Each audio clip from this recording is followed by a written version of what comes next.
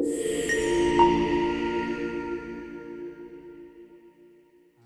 El día de hoy vamos a terminar esta hermosa serie que hemos estado viendo sobre la salvación.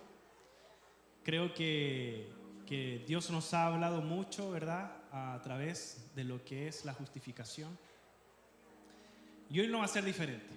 Hoy Dios también nos va a hablar y nos va a exhortar cosas que tenemos que hacer en su presencia. Amén. Así que voy a pedir que podamos cerrar nuestros ojos, vamos a orar y presentarnos delante del Señor. Padre, muchas gracias te damos en esta ya tarde, mi Dios, por tu bondad y tu fidelidad. Gracias, Señor, porque has ministrado nuestro corazón en esta mañana. Gracias por derramar tu presencia, Señor, sobre nosotros.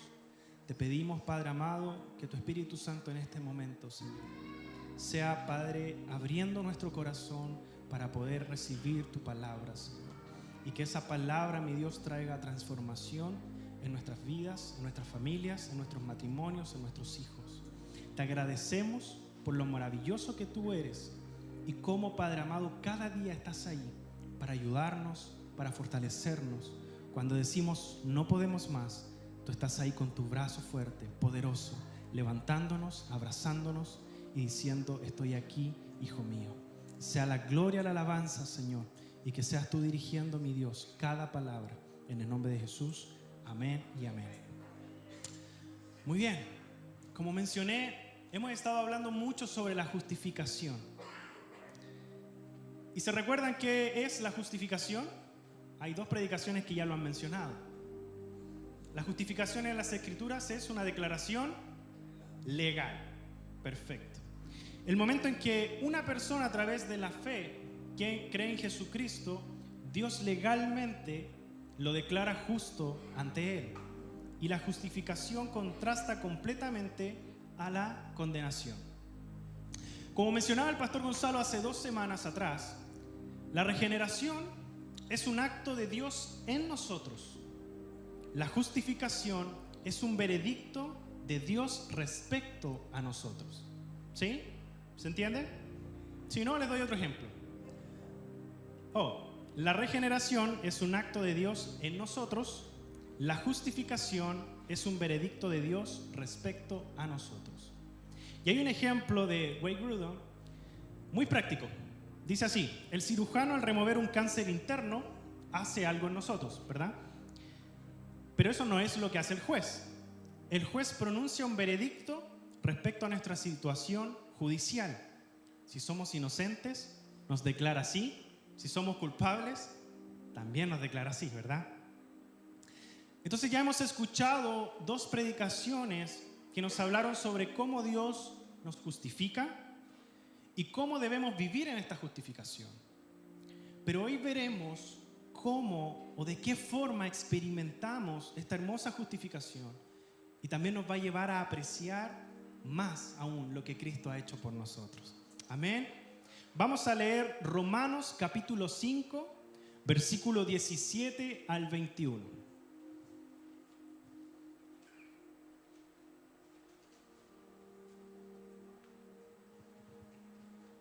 Si lo tiene, me dice amén. Dice así: pues el pecado de un solo hombre, Adán, hizo que la muerte reinara sobre muchos, pero aún más grande es la gracia maravillosa de Dios y el regalo de su justicia, porque todos los que lo reciben vivirán en victoria sobre el pecado y la muerte por medio de un solo hombre, Jesucristo. 18. Así es, un solo pecado de Adán trae condenación para todos, pero un solo acto de justicia de Cristo trae una relación correcta con Dios y vida nueva para todos. 19.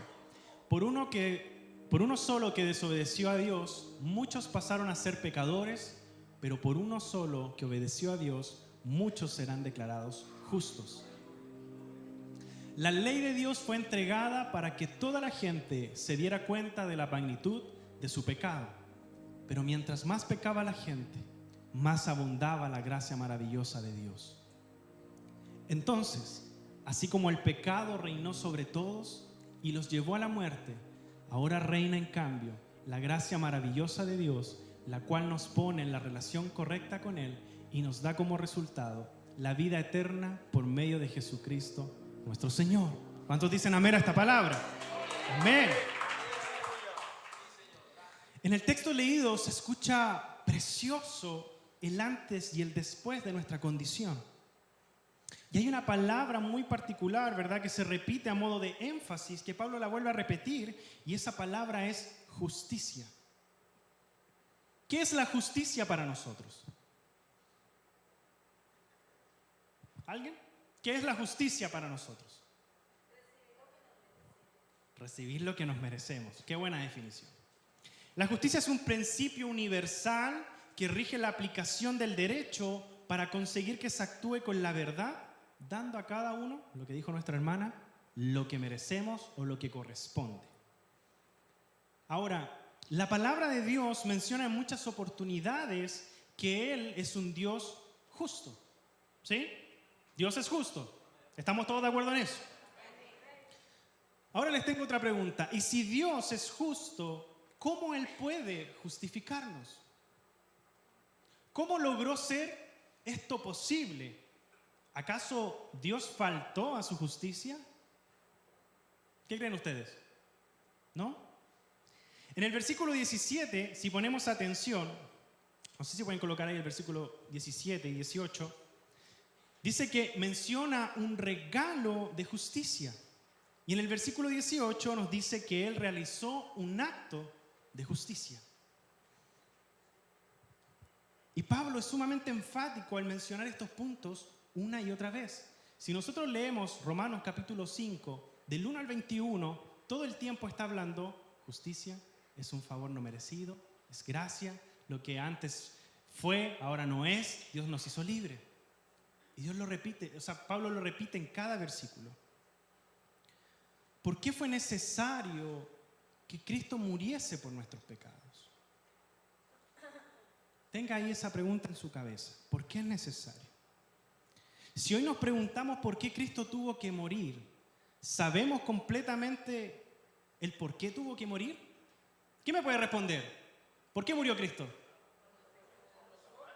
¿Por nuestras iniquidades, nuestros pecados? ¿Para qué más?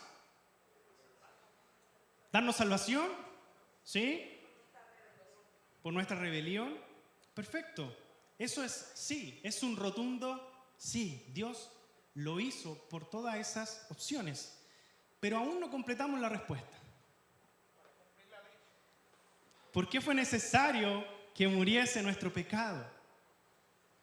Para completar esta respuesta, iglesia, debemos entender que por causa de este maravilloso enigma de que Dios es tan divinamente justo, Él no podía simplemente perdonarnos y ya. Porque Él no podía faltar a su justicia. Estamos diciendo que Dios es justo, pero Él no podía simplemente perdonarnos y dejarnos ahí en un limbo, como decimos. ¿Cómo así, pastor? ¿A qué se refiere? La definición de justicia nos dice que se debe actuar con verdad, dando a cada uno lo que se merece. Ahora les pregunto, de acuerdo a la ley y a la justicia de Dios, ¿merecíamos el perdón?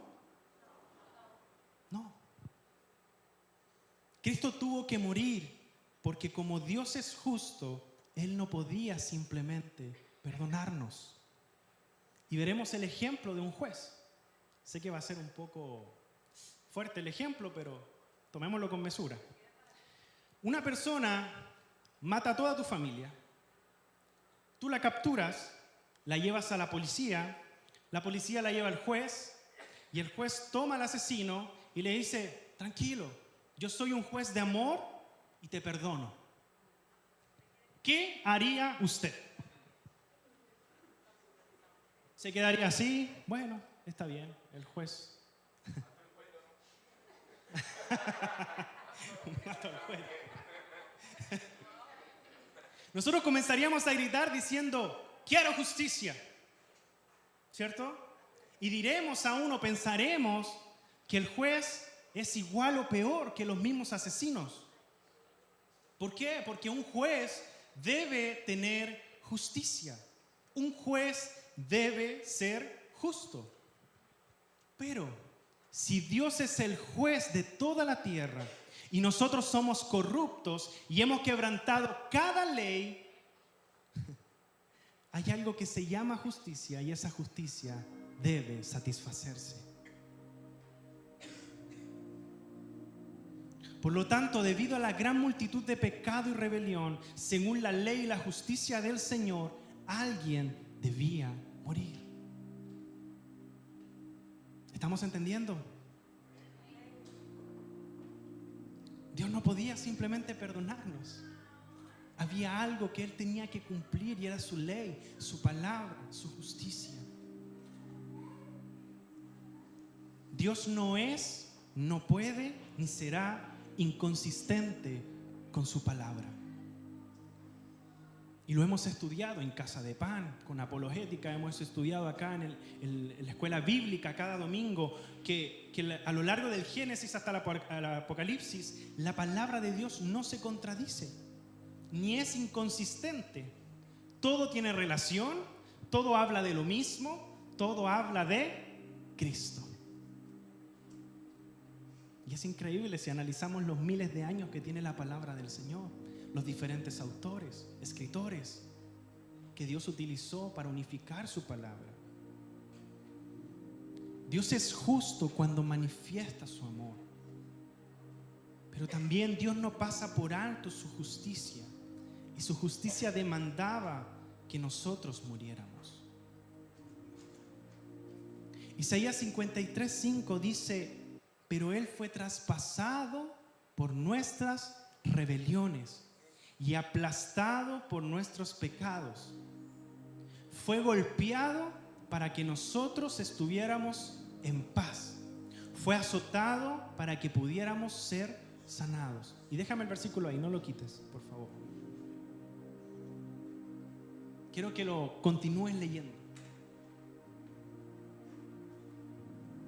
Porque Dios tuvo que satisfacer su propia justicia antes de perdonarnos.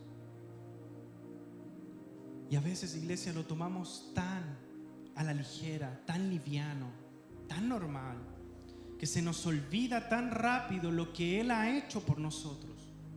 Que Cristo murió por nuestros pecados y nos quedamos con eso en nuestra mente. Todo lo tenemos aquí. Cristo murió por nuestros pecados. Pero sin valorar profundamente y sin profundizar en lo que hizo Dios por nosotros, que es increíblemente grande, maravilloso, hermoso. Te lo planteo de otra forma. Piensa en esto, en que el Dios todopoderoso, soberano, omnisciente, omnipresente y de un perfecto plan para estar cerca de ti y cerca de mí. Qué hermoso lo que Dios ha hecho por nosotros. Dios nos declara perfecta y completamente justos. En el momento en que nosotros confiamos completamente en Él, Dios nos declara y nos trata como justos. Porque eso es muy importante. No es solamente la declaración, sino que también Dios nos trata como personas justas. ¿Y dónde lo podemos ver? En nuestra confianza en Dios, que aun cuando Él nos disciplina, ¿verdad? Nos aprieta el zapato, nos arrincona, Él no nos disciplina con ira. Él nos disciplina con amor. Su disposición hacia nosotros, por más que cometamos errores, no cambia. No cambia. Nos ama. Y nuestra posición ante Él es perfecta porque se basa en la obra perfecta que hizo nuestro Señor Jesucristo. Y que eso es lo hermosamente llamado justificación. Entonces, ¿cómo experimentamos hoy en día la justificación? ¿De qué manera ocurrió todo este proceso? Esto es gracias a que Dios imputó el pecado de su pueblo a su Hijo. Y escuche bien esto: lo declaró culpable y lo trató como culpable, dejando caer su ira sobre él. Fue tratado como culpable y lo podemos ver porque cuando nuestros pecados fueron puestos en su cuerpo, Cristo no pudo soportar en ese momento en que su Padre lo abandonara en la cruz. ¿Y qué dice Mateo capítulo 27, 46? ¿Qué exclama Jesús cuando está en la cruz? Vamos, escuela dominical. ¿Qué exclama Mateo? ¿Qué dice ahí? Dios mío, ¿por qué me has abandonado? ¿Entienden lo impactante que son estas palabras? Jesús no le tuvo miedo a los clavos. Jesús no le tuvo miedo a los látigos. Jesús no le tuvo miedo a los guardias romanos. Jesús no le tenía miedo a la cruz. Lo único que angustió a Jesús fue cuando el pecado produjo la separación entre Él y el Padre. Fue el único momento en que Jesús abrió su boca para clamar y decir: Señor, ¿por qué me has abandonado? Y es que desde la eternidad Cristo no había sido nunca separado de su Padre. Desde la eternidad, los tres siendo uno, juntos. Pero en ese momento Jesús sintió esa separación y fue la única instancia en que Él abrió su boca. Y Cristo pasó por todo esto por amor. Sí, por amor. Hasta el mundo tiene un dicho que por amor uno hace cosas locas. Dios por amor hizo algo incomprendido, formando así, amada iglesia, lo que hoy en día es nuestra base y que es nuestra salvación. ¿Cuántos salvos hay en esta mañana? Vamos, ¿cuántos salvos hay en esta mañana? Si no logramos entender, iglesia, la justificación y apreciarla correctamente con un corazón humilde, todo lo demás en nuestra vida no estará bien. ¿Cómo así? Lo que pasa es que si no apreciamos la justificación que nos entregó Dios, cualquier cosa que hagamos para Dios pareciera ser suficiente. Cualquier cosa que hagamos para Dios pareciera ser suficiente, cuando no es así. Cuando realmente Dios merece todo de nosotros, no solo una parte, el 10%, esta área sí, esta área no, me encargo yo. Dios merece todo de nosotros. Y te quiero hacer una pregunta. ¿La salvación viene por obras? ¿No? Yo te digo que sí. ¿Qué está diciendo, Pastor Camilo? Blasfemia, hereje, bájenlo de ahí. No, es por obras. Pero ¿cuál es la diferencia? No por medio de nuestras obras, sino por las obras de Jesucristo a favor de su pueblo, a favor de nosotros. Entonces les vuelvo a preguntar, ¿es por obra? Sí. Es por obras. Pero esto tenemos que tener en nuestra cabeza, que no es por nuestras obras, sino por la obra redentora de nuestro Señor Jesucristo. Y esta justificación, amada iglesia, venía con demandas. Venía con demandas. No era solamente te perdono y ya, como el ejemplo del juez, soy un Dios de amor y te perdono. No, esta justificación venía con demandas. Y alguien tenía que cumplir las demandas de esta justificación. ¿Y quién las cumplió? Jesús. Con su vida perfecta cumplió las demandas una a una. Escucha bien, iglesia, una a una, a favor de nosotros. La justicia de Dios demandaba que alguien tenía que morir. Él tomó nuestro lugar y murió en nuestro lugar. Cristo hizo todo. Él hizo todo. Romanos 5:18 dice así: Así es, un solo pecado de Adán trae condenación para todos, pero un solo acto de justicia de Cristo trae una relación correcta con Dios y vida nueva para todos. Iglesia, gracias a que experimentamos esta justificación, podemos decir que nuestro origen no determina nuestro destino. ¿Lo entendió? Nuestro origen no determina nuestro destino. Vamos, dígale a ese hermano que tiene ahí al lado. Nuestro origen no determina nuestro destino. ¿Y por qué? ¿Cuál era el origen? ¿Cuál es el origen? El principio de todo. ¿Cuál es?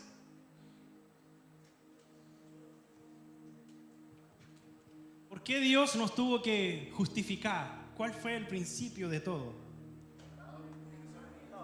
El pecado.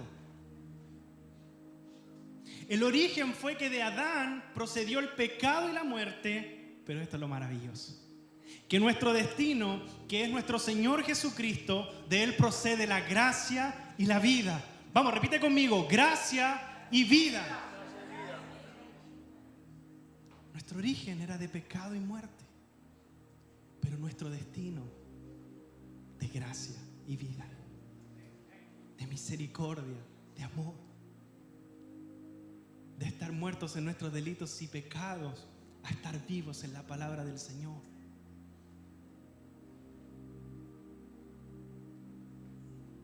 Y para poder experimentar esta justificación y una relación correcta con el Señor, necesitamos fe. Fe. Necesitamos fe. Como Jeff explicó la semana pasada sobre la fe, me gustó mucho lo que colocó como definición. Dice que es creer, confiabilidad, seguridad, confianza, fidelidad, compromiso y aferrarse. No solamente, iglesia, es atender a la palabra literal de creer y ya. Es atender al concepto completo de lo que es la fe. Y volvemos a repetir, ¿qué es la fe? Creer, confiabilidad, seguridad, confianza, fidelidad, compromiso, aferrarse. ¿Por qué? ¿Por qué no solamente creer? ¿Sabes por qué? Porque nuestro enemigo, Satanás, también cree. También cree en el Padre, en el Hijo y en el Espíritu Santo. También cree en la palabra y en cada profecía que hay en la Biblia. Él también cree. Y aún quizás cree más que nosotros mismos porque Él le conoció cara a cara. Pero ¿cuál es la diferencia de nosotros como hijos de Dios? Que Satanás no acepta el concepto completo de lo que es la fe. Satanás no acepta el reconocimiento del pecado, no acepta la fidelidad al Señor, no acepta el compromiso a su Creador, no acepta aferrarse a la palabra de Dios. No acepta el concepto completo de la fe. Por lo tanto, nosotros como hijos de Dios, no solamente es creer, decir con mi boca y profesar, creo, sino que también es vivir conforme a su palabra. Arrepentirnos de nuestros malos caminos y servir al Señor, como dijimos al principio, con todo lo que somos. Estoy mochito, estoy un poco cojo, no importa, con todo lo que somos. Quizás soy el peor de mi familia, no importa, con todo lo que somos. Soy la oveja negra de todos, la generación, no importa, con todo lo que somos. Porque no es lo que tú y yo podamos hacer, es lo que Cristo hace a través de nosotros.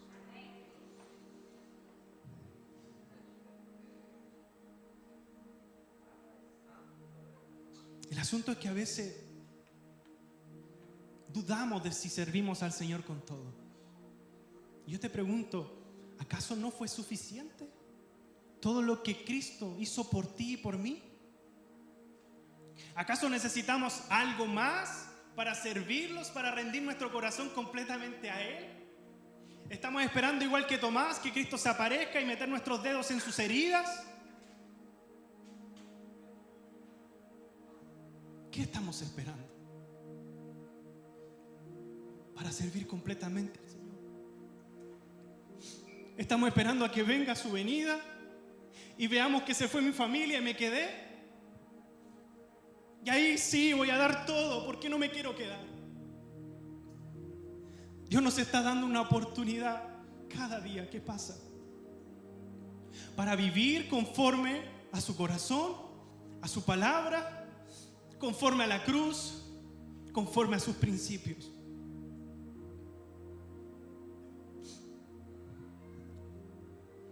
Víctor, ¿tienes la imagen ahí? Volvemos a la cruz y vemos a Jesús en la cruz del Calvario. Vemos esta imagen y decimos: Señor, ¿por qué has tenido que padecer tanto sufrimiento, tanto dolor? Es que la ley de Jehová fue quebrantada. La ley del gobierno de Dios en el cielo y la tierra ha sido transgredida. Y según ha pronunciado la ley, la penalidad del pecado es la muerte.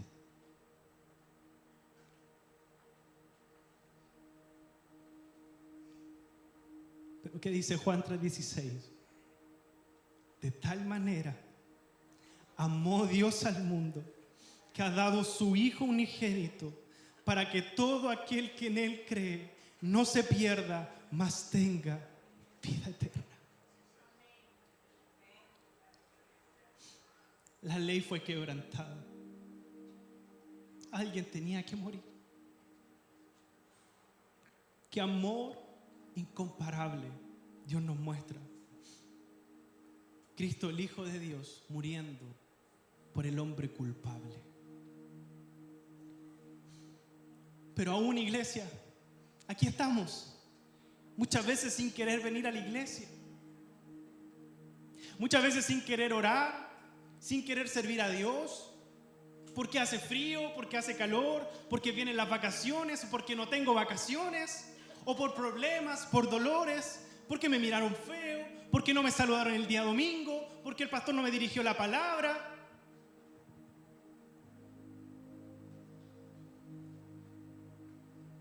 Siempre ponemos excusas y más excusas. Pero Dios no escatimó cuando dio a su Hijo. Él, cada excusa que quizás había en el plano nosotros natural, las quitó una a una. Una a una. La ley tenía que cumplirse. Él ideó un plan para que se cumpliera la ley y para salvarnos. Dejemos de poner excusas para servir a nuestro Dios. Le decimos a Dios: Dios, provéeme un trabajo, por favor, tú sabes que lo necesito. Prometo ir todos los domingos al servicio, obtenemos el trabajo y cuando nos dan a elegir si queremos trabajar los domingos, lo primero que hacemos es decir: sí. Cuente conmigo, patrón, ahí estoy. Pero no está en nuestra humanidad, no está en nuestra enseñanza que primero debemos consultar a Dios y luego tomar una decisión. ¿Y qué viene después? Errores, problemas. ¿Por qué me pasa esto, Dios, a mí? Y después te recuerdas y dices: oh, bueno, sí, ya sé por qué. Debemos añadir a nuestro ADN, a nuestra vida, consultar a Dios. Él dirige nuestros pasos. Su palabra dice: el hombre puede forjar su camino.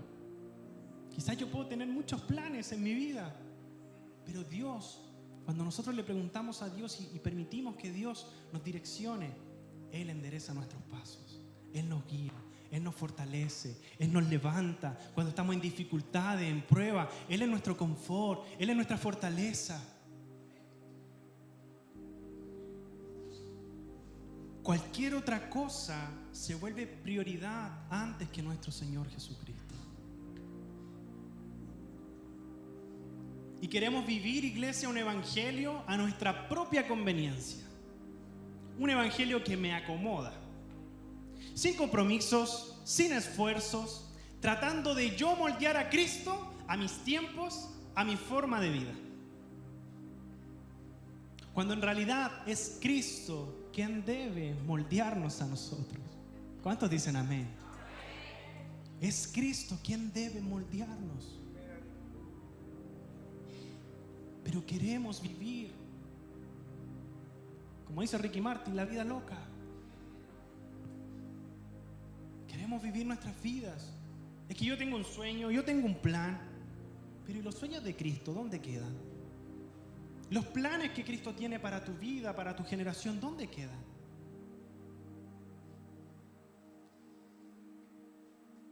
Y te lo puedo decir con testimonio. Quizás mi proyecto de vida en algún momento fue graduarme de mi universidad, trabajar en una buena empresa, ser jefe. Dios lo cumplió, pero hubo un momento en que Dios me dijo: hey,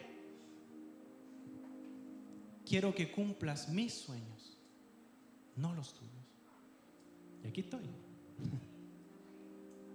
A miles de kilómetros de mi nación, quizás sin cumplir mi profesión, quizás puedo pensar y dar por perdido que esos años que estudié no sirvieron de nada. No. Pero cuando nosotros nos insertamos en el camino de Dios, Dios hace cosas maravillosas. Dios hace cosas hermosas, y por eso comencé. Qué lindo es cuando el Espíritu Santo rompe nuestros esquemas. Lo que quizás teníamos tan seguro en nuestra cabeza, tan planeado, Dios te dice: no, es acá. ¿Se acuerda cuando Jesús estaba con sus discípulos, pescadores? Años siendo pescadores. Y él tenía su estructura, ¿verdad? El discípulo, y iba a tirar la red para el lado que siempre lo tiran. ¿Pero qué le dice Jesús? No. Tíralo al otro lado. Pero Jesús, llevamos años trabajando en esto, llevamos años cumpliendo esto. No, siempre los peces están aquí. Pero Jesús, y les recuerdo, iglesia, yo sé que usted lo sabe, les recuerdo que Jesús no es lógico. Jesús es un Dios sobrenatural. Nos formó del polvo de la tierra. Creó un mundo perfecto, con una gravedad perfecta, la distancia del sol perfecta, la distancia de la luna perfecta, para que nosotros pudiésemos vivir. Y lo más divertido es que nos tomamos la atribución de cuestionar al Señor. Cuestionamos al Señor. No nos olvidemos, amada iglesia, que si hoy estamos aquí es gracias a la obra de nuestro Señor. Y más importante, que hoy lo que tenemos, Dios lo puede quitar. Yo no te estoy amenazando, ni Dios tampoco lo hace. Pero quiero que recordemos quién es Dios. Es un rey. Y un rey tiene toda autoridad para dar, para quitar. Hoy lo que tienes, Dios lo puede quitar. Hoy lo que no tienes, Dios te lo puede entregar. Pero debemos servir teniendo en mente todo el proceso doloroso que nuestro Señor Jesucristo tuvo que vivir en obediencia para lograr nuestra amada justificación. Y como siempre les digo a los de alabanza, en obediencia, dando lo mejor de lo mejor. ¿Sí o no? Dando lo mejor de lo mejor para Cristo. Y aún entendiendo que en nuestra obediencia, ni siquiera en aquello podemos jactarnos para salvación. ¿Por qué? Porque Filipenses 2:13, ¿qué dice? Cristo coloca el querer como el hacer. Entonces, ni aun cuando nosotros obedecemos, podemos jactarnos de aquello. Todo se trata de Cristo. Todo lo que el hombre pueda hacer sin Cristo está contaminado con egoísmo, con pecado, pero aquello que se efectúa mediante la fe en Cristo es aceptado por Dios. Todo viene de Él y todo vuelve a Él. Todo el mérito es de Cristo. Si contemplamos a Jesús, el autor y consumador de nuestra fe, podremos proseguir de fortaleza en fortaleza, iglesia. Podremos proseguir de victoria en victoria, pues mediante Cristo la gracia de Dios ha obrado nuestra completa salvación. Ahora les vuelvo a preguntar, ¿cuántos salvos hay en esta mañana? Y quisiera terminar con lo siguiente. Romanos 8, capítulo 8, versículo 33 al 39.